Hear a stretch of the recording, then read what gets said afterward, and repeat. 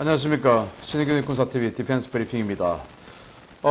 중국 군함이 호주 영해를 침범했고 그 중국 군함을 마킹하던 호주 포세이돈 해상 초계기에게 중국 군함에서 레이저 무기를 조사해서 이 조종사의 눈을 실명시킬 수 있는 이런 공격을 가했습니다. 여기에 대해서 중국은 적반하장으로 나오고 있는 정말 아주 나쁜 정말 쓰레기 같은 그런 행위가 아닌가 생각되는데 지금 언론 보도에 나온 거 보면 누가 잘못했는지 제대로 알 수 없는 이상한 보도들이 나오고 있는데 제가 잘잘못이 누군지 확실하게 좌표까지 공개해 드리도록 하겠습니다.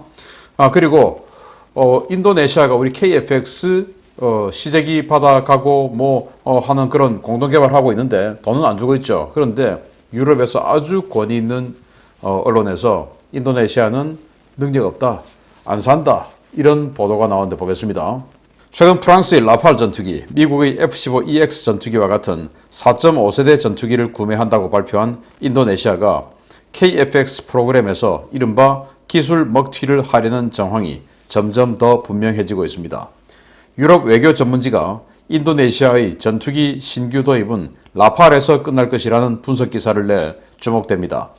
최근 인도네시아가 81억 달러 규모의 라팔 전투기 42대, 139억 달러 규모의 F-15EX 전투기 36대 구매 계약을 체결했거나 구매 승인을 받으며 공군력 확장 시그널을 보이고 있지만 이는 실제로 일어나지는 않을 것이다 라고 유럽 외교 안보 전문지 모던 디플로머시가 현지 시각 2월 22일 보도했습니다.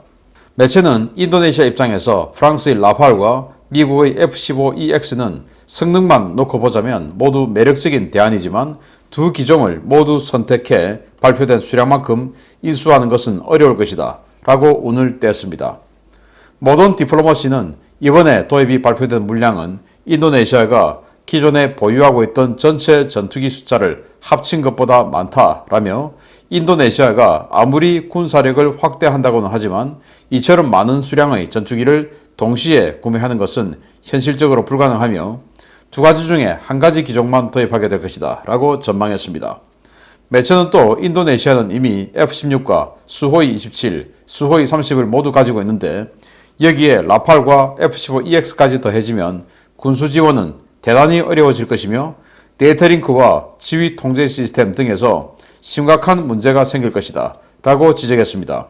실제로 인도네시아는 최근 발표한 거의 대부분의 신규 무기 도입 사업 예산을 국채 발행으로 충당하거나 바텀 무역으로 대금 결제를 요구하는 등 자금 조달에 심각한 문제를 노출해 왔는데요. 시제기가 인도네시아에 넘어가기 전에 인도네시아와의 KFX 협력을 파기해야 한다는 우려의 목소리가 커지고 있습니다. 자, 제가 지금 방금 읽어드린 뉴스 내용을 보시게 되면 KFX에 대한 내용은 전혀 없어요. 아예 언급조차도 안 하는 겁니다. 이건 당연히 KFX는 안 한다라고 보는 겁니다. 자, 여기 인도네시아가 지금 라팔 6대 직도입 확정했고, 이건 이미 계약 사인했고, 이제 생산 로트 배정까지 끝났고요. 그리고 추가 36대는 인도네시아 현지 생산에 대한 조건 협상 중에 있습니다. 그래서 라팔 42대는 그냥 하는 겁니다. 그리고 이 F-15EX 같은 경우는 미 국무부로부터 이제 판매 승인을 받았어요. 그래서 여기에서 협상을 지금부터 이제 들어가야 되는데 판매 승인 받았다고 해서 다 사는 건 아니에요. 그러나 이제 미국이라는 상대의 특성상 괜히 이렇게 한번 찔러보고 마치 어떤 상점에 가서 이거 얼마요? 물어보고 그냥 나오기가 미국이라는 상점이 조금 껄끄러운 상점이죠. 그래서 미국이라는 상점에서 이거 얼마요? 물어보면 왠지 좀 사야 될 것 같은 그런 상점이다 이거예요. 그런데 지금 현재 인도네시아가 가지고 있는 전투기들을 보면 이 파란색입니다. 현재 보유하고 있는 전투기가 수호이 27 SKM 해서 이거 제공 전용인데 5대를 가지고 있고요. 2009년도에 도입 완료했습니다. 13년밖에 안 됐죠. 새 겁니다. 그리고 수호이 30 MK2 이거는 이제 멀티롤 지상 공격까지 되는 공중전 지상 공격 다 되는 건데 이거 지금 11대 있습니다. 2015년 도입 완료됐습니다. 이건 완전 새 겁니다. 이 전투기들이 얼마나 새 거냐? 예를 들어서 지금 여러분들 우리 한국의 F-15K 그거 아주 새 거라고 생각하시죠? 도입한 지 얼마 안 된 진짜 신품이라고 생각하시죠? 그게 2009년 이 무렵에 도입 완료된 겁니다. 그러니까 수호 27이 우리 F-15K하고 나이가 비슷한 거다. 완전 새 거죠. 그리고 F-16AB 10대가 있는데 1989년도에 도입한 겁니다. 원래 12대 도입했다가 2대 추락하고 10대 나왔어요. 89년도. 이게 또 얼마나 새 거냐.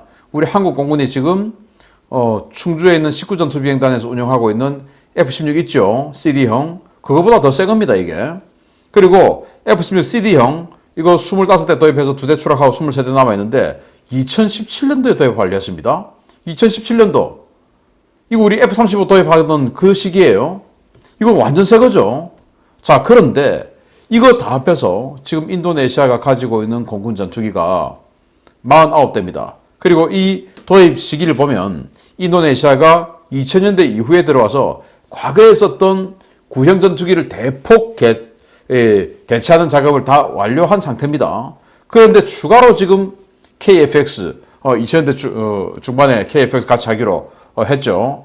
2015년. 그러면은 원래면 여기에서 뭐 한 20년 정도 후에 F-16AB형 대체하고 또 수호 27 이거 대체하고 이러던 시기에 조금 공군력을 업그레이드하는 그런 차원에서 KFX 하면 맞습니다. 그런데 놀랍게도 라팔을 지금 42대를 도입합니다. 지금 현재 가지고 있는 전투기가 49대인데 라팔 42대를 도입하는데 이 라팔은 여기 있는 모든 전투기보다 성능이 더 좋죠. 그리고 또 F-15EX 이걸 지금 36대를 도입하기로 지금 협상 중에 있다. 말이 되겠습니까? 그러면 인도네시아가 한 50대 선에서 공군력을 운용해 오다가 갑자기 아주 정상급 전투기로만 이게 하이로 믹스도 아니고 그냥 하이하이급으로 4.5세대 전투기 하이하이급으로 무려 78대를 운용하게 되는데 공군력을 1.5배 확장하게 되는 것이죠. 이거 되겠습니까? 그런데 여기다가 또 KF-21 50대를 또 한다? 이거 안 되는 거죠. 4.5세대 전투기를 뭐 인도네시아가 백화점 차릴 일이 있겠습니까? 이렇게 되면 군수 지원이 어떻게 되냐? 수호 27, 수호 32, AL-31 엔진을 씁니다. 그리고 F-16이 F-110 엔진을 씁니다. 라팔이 프랑스의 M88 엔진 쓰죠. 그리고 F-15 EX가 F-110 엔진 쓰는데 우리 KF-21은 F-414 엔진을 씁니다. 만약에 KF-21까지 얘들이 다 도입하게 되면 엔진 종류만 해도 4종류로 운용하게 되는 거예요. 전투기 엔진을. 이게 후속 군수지원에 말이 되겠습니까? 말이 안 되죠. 이런 상황을 과연 뭐 예를 들어서 4종류 그거 할 수 있지. 우리도 4종류 정도 하는데 그게 뭐라고? 라는데 그게 아니죠. 우리의 4종류는 전투기가 400대, 500대 있는 상태에서 4종류고 여기는 전투기 100대에서 4종류가 말이 되냐 이겁니다. 이거는 바보가 아닌 다음에 이런 거 할 수가 없어요. 그래서 이 매체에서는 아예 KFX 언급조차도 안 했다. 이 말은 뭐냐? 안 한다 이겁니다. KFX 가기 전에 F-15EX와 라팔 중에서도 라팔만 한다. 이겁니다. 이런 인도네시아에게 우리가 완전히 기술이 집약되어 있는 시제기를 넘겨주고 나서 돈 내라 하면은 그냥 시제기 다 뜯어보고 자기네들이 라팔 지금 36대 현지 생산하는 이 기술 가지고 얼렁뚱땅 라팔 엔진 집어넣어서 M88 엔진 집어넣어서 인도네시아가 독자 개발한 전투기다 라고 뚝딱 나올 수 있는 겁니다. 절대 인도네시아에게 시제기 주면 안 되고 돈이 완납되기 전까지는 절대로 주면 안 되고 아예 거기까지 갈 필요도 없이 그냥 지금 당장 끊는 게 낫다 라고 생각을 합니다. 두 번째입니다. 중국과 호주가 이른바 초계기 레이저 조사 사건으로 떠들썩합니다. 양국이 진실 공방을 벌이며 비방의 수위를 높여가는 가운데 중국 정부의 가짜뉴스 유포에 열이 받을 대로 받은 호주 총리가 직접 관련 자료를 공개하고 중국을 성토하고 나섰다는 소식입니다. 최근 중국 구축함이 호주 초계기에 레이저 무기를 사용해 논란이 일고 있는 가운데 스캇 모리슨 호주 총리가 중국 국방부의 보도자료를 조목조목 반박하며 중국을 맹렬하게 성토하고 나섰다고 데일리메일이 현지 시각 2월 22일 보도했습니다. 스캇 모리슨 총리의 분노를 자극한 것은 2월 22일 중국 국방부 탕커페이 대변인의 사건 브리핑이었는데요. 이 브리핑에서 중국 측은 지난 2월 17일 호주는 공해상을 합법적으로 항해하고 있는 중국 인민해방군 구축함에 4km 거리까지 접근해서 소노부이를 투하하는 위험한 도발을 벌였다. 라며 이런 악의적인 도발은 오판을 낳아 양측을 위협한다. 라고 비난한 바 있습니다. 같은 날 중국 외교부 역시 호주를 향해 호주는 국제법을 준수하고 중국 선박이 공해상에서 누릴 수 있는 합법적 항행의 자유와 권리를 존중하라 라며 호주는 중국과 관련된 허위 정보를 악의적으로 유포하는 짓을 당장 중단하라 라고 요구했습니다. 이 같은 발표들이 나오자 모리슨 총리는 직접 당시 구축함을 촬영한 영상과 GPS 데이터 등을 공개하며 중국의 거짓 선동을 맹렬하게 성토했습니다. 모리슨 총리는 중국 군함은 호주 해안에 바싹 붙어 있었고 당시 호주 초계기는 해안 비행장 상공위를 날고 있었다 라고 지적하며 중국 군함은 호주의 EEZ 안에 들어왔고 영해선에 접근했다. 그리고 호주 영해와 영공에서 정상적이고 합법적인 대응에 나선 호주군 초계기를 향해 레이저를 쏜 것이다 라고 비난했습니다. 모리슨 총리는 전문성을 가진 해군이라면 무모한 짓을 하는 자가 누구인지 해명해야 한다. 그 해명을 호주가 할 필요는 없다 라며 호주 초계기는 호주 영공에 있었고 그곳에서 감시정찰 임무를 수행할 권리가 있으며 이런 조치가 중국에 의해 방해받아서는 안 되지만 그런 일이 일어났다 라고 맹렬하게 성토했습니다. 이와 관련해 호주 국립대 전략방위연구센터 존 브렉스트랜드 교수는 데일리 메일과의 인터뷰에서 중국의 이번 행위는 교전행위 바로 직전의 위험한 행동이자 명백한 침략 행위이며 역사상 중국 군함이 호주 영토에 가장 가깝게 접근한 사례다 라고 비판했는데요. 남의 영해에 접근해서 레이저를 쏘고 적반하장격으로 성질을 내는 중국, 역시 국제법을 무시하는 자타공인 글로벌 깡패 국가 같습니다. 포세이돈 초계기입니다. 호주의 포세이돈 해상 초계기죠. 잠수함도 찾기도 하고 해상 수색을 하기도 하는 초계기인데 여기에서 촬영한 중국 052C 중국판 이지스함이라고 하죠. 그 052C형 로양함의 모습입니다. 이 사진을 촬영했을 때 이때 이 포세이돈 해상 초계기는 호주 영토 상공에 있었다 이겁니다. 그 비행장 상공에서 활주로 상공에서 이걸 촬영했다라는 거예요. 아무리 멀리 있는 물체를 당겨서 찍을 수 있는 초망원 렌즈를 장착했다 하더라도 이 정도 선명하게 찍을 것 같으면 아주 가까이 있었다 이 말이 되겠죠. 그런데 이제 이렇게 하니까 이 로양함 이 구축함에서 이 포세이돈을 향해서 레이저 무기를 조사를 해버렸습니다. 그러면 이거 조종사가 딱 마주치면 바로 실명하게 되는 이런 엄청난 상황이죠. 이런 공격을 해버렸는데 그러면서 중국은 우리는 항해의 자유를 하고 있었어. 니들도 우리 남중국해에서 항해의 자유 하잖아 라는 건데 중국의 항해의 자유와 이 국제사회가 벌이고 있는 남중국해에서의 항해의 자유는 뭐가 다르냐. 남중국해는 중국 영토가 아닌데 산호섬 이런 데다가 콘크리트를 갖다 부어가지고 인공 콘크리트 범벅을 만들어서 여기에서 비행장 설치하고 전투기 갖다 놓고 우리 영토야 라고 우기는 거짓 영토고 여기는 그냥 진짜로 호주 영토입니다. 호주 대륙 바로 앞에 지금 이러고 있는 겁니다. 그러니까 이거는 뭐 항해의 자유가 아니고 그냥 영해 침범한 겁니다. 그래서 모리슨 총리가 이 로양함과 이 071형 상륙함이죠. 유자함 두 척의 이 군함들이 전단을 이루고 이제 왔는데 이렇게 호주 북부 인도네시아와 파푸아뉴기니가 있고요. 이 남쪽이 전부 다 호주 아니겠습니까? 이 사이를 서에서 동으로 관통하듯이 항해를 한 겁니다.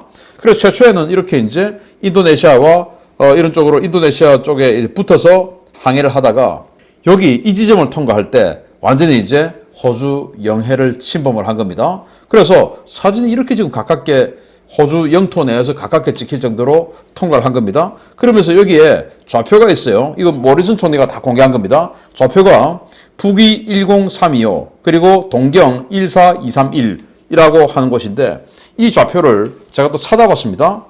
자, 보시다시피 좌표를 찾아보니까 이렇습니다.